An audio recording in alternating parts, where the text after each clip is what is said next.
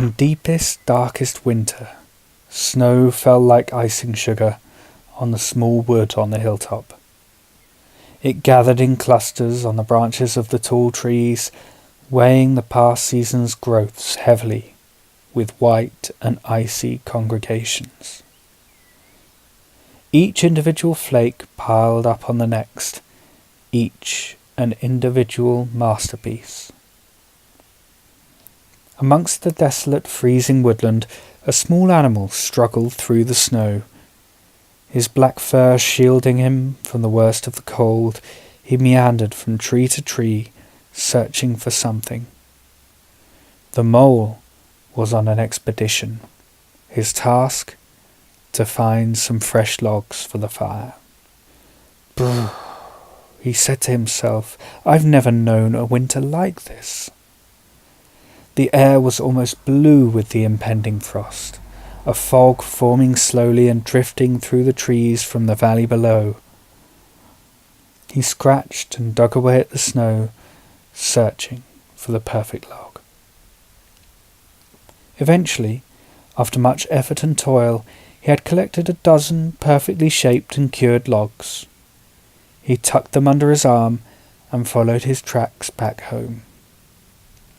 "Where have you been?" the hedgehog exclaimed, as Mole dragged his freezing body over the threshold and dumped the logs in the basket. "You've been out for hours." "I've been searching for perfect logs for the fire, to keep us warm through the cold night ahead," replied the Mole, a little put out. "If you hadn't told me you were so cold, I needn't have bothered. For I don't need a roaring fire to keep me warm. No hot bath is required, for my fur coat is all I need to keep winter's bracing cold at bay."